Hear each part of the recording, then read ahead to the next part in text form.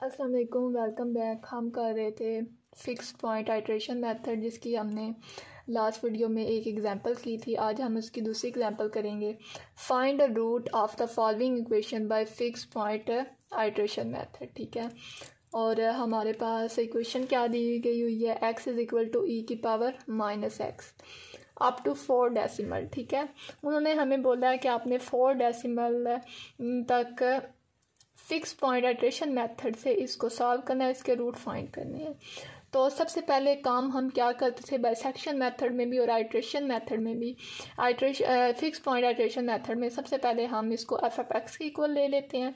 उसके बाद फिर हम x की जगह ऐसी वैल्यूज़ पुट करते हैं जहाँ पे हमें जो आंसर है वो अल्टरनेटिव मिले, यानी कि अगर हम एक वैल्यू पुट करें तो हमें आंसर पॉजिटिव मिले और नेक्स्ट जो हम वैल्यू पुट करें उस पर आंसर हमें क्या मिले, नेगेटिव मिले। हमने ऐसे 2 पॉइंटर ढूंढने होते हैं। तो सबसे पहले हम 0 पुट करते हैं। 0 पुट किया तो हमारे पास आंसर क्या आया, -1 है। इसको सॉल्व करेंगे क्योंकि e की पावर 0 हमारे पास क्या होता है, 1 होता है। तो 0 - 1 क्या आ गया, -1। उसके बाद हम 1 पुट करेंगे। हमने 1 पुट किया, 1 माइनस e की पावर -1। इसको जब हम सॉल्व करेंगे तो क्या आएगा, 0.6321।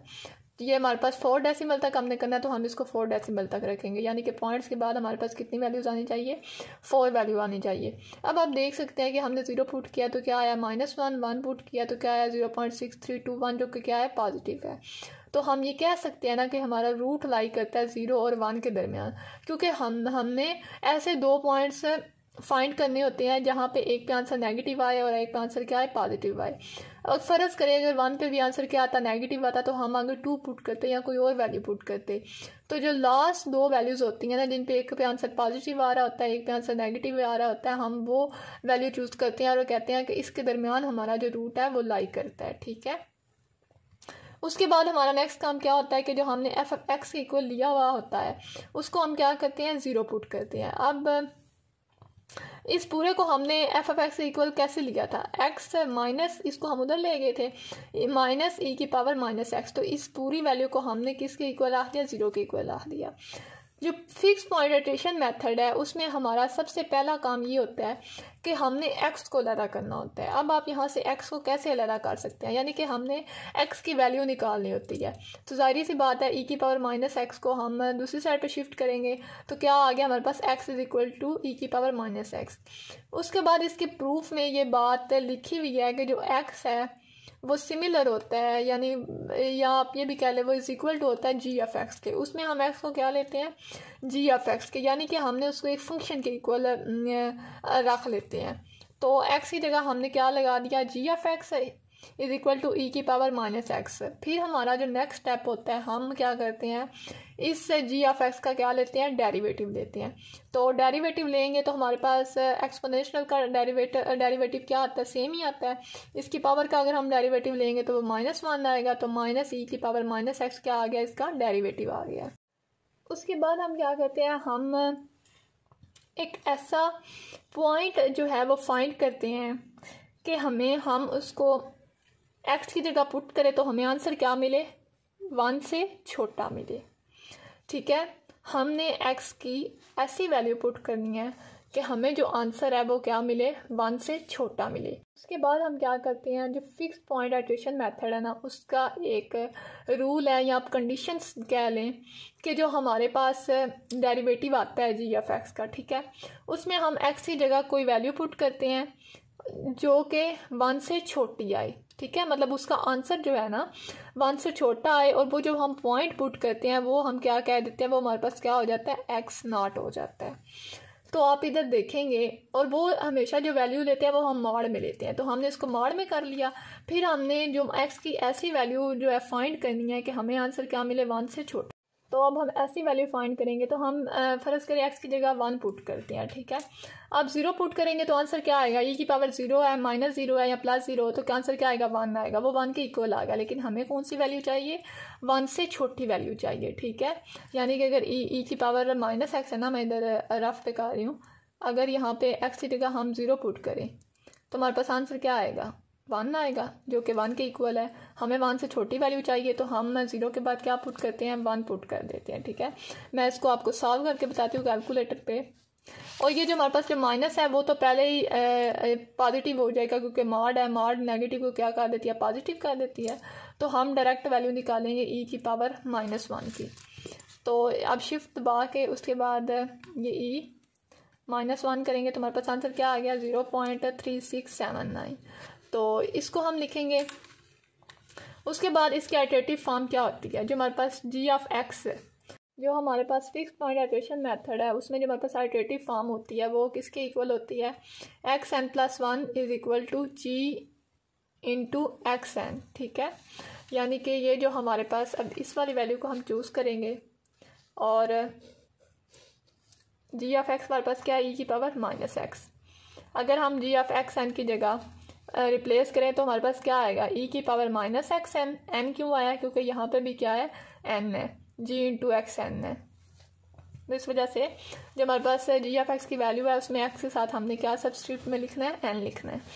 तो यहाँ से अब हम अपनी आइट्रेशन स्टार्ट करेंगे। सबसे पहले हम क्या लेते हैं, अभी हमारे पास आइट्रेटिव फॉर्म बन गई है। अब हमने इस पर आइट्रेशन करनी है, यानी कि n की वैल्यू हम 0 रखेंगे, फिर 1 रखेंगे, फिर 2 रखेंगे, फिर 3 रखेंगे, फिर 4 रखेंगे, इस तरह जहाँ तक हमें आंसर 0 ना मिल जाए या हमारी आइट्रेशन के जो आंसर हैं वो आपस में मैच ना कर जाए। यानी कि अगर हमने दूसरी आइट्रेशन की है तो तीसरी आइट्रेशन का भी आंसर वो ही आए या चौथी का वो ही आए, तो इस तरह सिलसिला चलता रहे तो हम उधर अपना क्वेश्चन क्या कर देते हैं, स्टॉप कर देते हैं। तो सबसे पहले हम n is equal to 0 put करेंगे तो हमारे पास x, n जब 0 पुट किया, 0 + 1 क्या आया, x1 e की पावर -x है। n की हमने वैल्यू पुट करनी है तो यहाँ पे क्या आ गया, -x0। और अब यहाँ पे अब आप सोचेंगे कि ये जो हमने इधर x0 फाइंड किया था उसका क्या काम है, उसका यूज़ यहाँ पे होता है। अब x0 की वैल्यू पुट करेंगे तो हमारे पास x0 की वैल्यू क्या है, 1 है, तो e की पावर क्या आएगी, -1। इसको कैलकुलेटर पे हमने पहले भी सॉल्व किया तो हमारे पास आंसर क्या आया, 0.3679। उसके बाद n इज इक्वल टू 1 रखेंगे तो जाहिर बात है 1 + 1 क्या आ जाएगा, x2 is equal to e की पावर -x, n की पावर क्या हम ले रहे हैं, n की वैल्यू क्या ले रहे हैं, 1 ले रहे हैं, तो -x1 है, x1 की वैल्यू क्या आई है, 0.3679। इसको जब हम कैलकुलेटर पे सॉल्व करेंगे, मैं आपको करके एक बता देती हूँ, बाकी आप लोग खुद करेंगे। e की पावर -0.3679 क्या आई, 0.6922।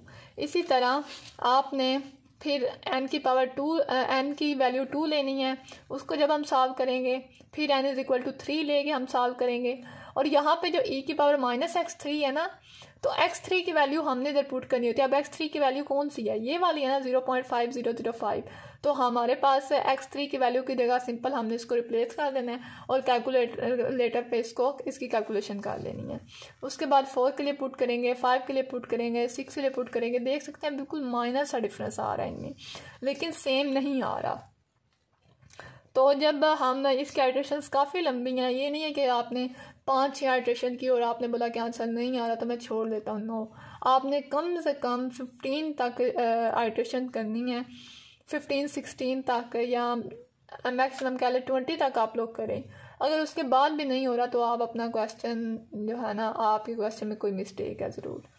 उसके बाद 10 के लिए हमने किया, 11 के लिए किया, 12 के लिए किया, 13 के लिए किया, 14 के लिए किया, 15 के लिए किया।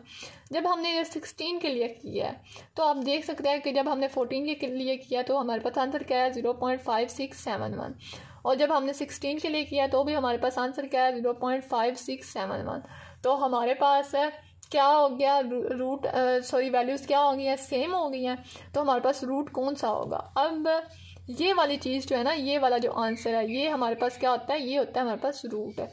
सो 0.5671 इज रियल रूट है अप टू 4 डेसिमल। तो जो हमारे पास फिक्स पॉइंट आइट्रेशन मेथड होता है, सबसे पहले हमने उसको f(x) के इक्वल पुट करना होता है, फिर हमने जो है रूट अपना फाइंड करना होता है कि रूट हमारे पास किन 2 पॉइंट्स के दरमियान में है। उसके बाद हम उसको 0 के इक्वल लेट करते हैं, 0 के इक्वल लेट करके x की वैल्यू निकालते हैं। x को फिर हम क्या नाम देते हैं, g(x) का, ठीक है, उसको g(x) का नाम देते हैं। फिर उसके बाद उसका क्या लेते हैं, डेरिवेटिव लेते हैं। डेरिवेटिव लेने के बाद हम कोई ऐसा पॉइंट फाइंड करते हैं जिसको वैल्यू रखने मतलब एक्स की जगह उसकी वैल्यू रखने से उसका आंसर क्या आए, 1 से छोटा आए। उसके बाद हम इसकी आइटरेटिव फॉर्म लगाते हैं। आइटरेटिव फॉर्म लगा के फिर उसमें हम n की जगह वैल्यूज़ पुट करते हैं, आइट्रेशन करते हैं, और जहाँ तक आइट्रेशन का आंसर सेम ना आए या ज़ीरो ना आए हम अपना क्वेश्चन जारी रखते हैं। जहाँ पे हमारे पास आइट्रेशन सेम आ जाए तो हम कह देते हैं कि वो क्या है, हमारे पास उसका रियल रूट है।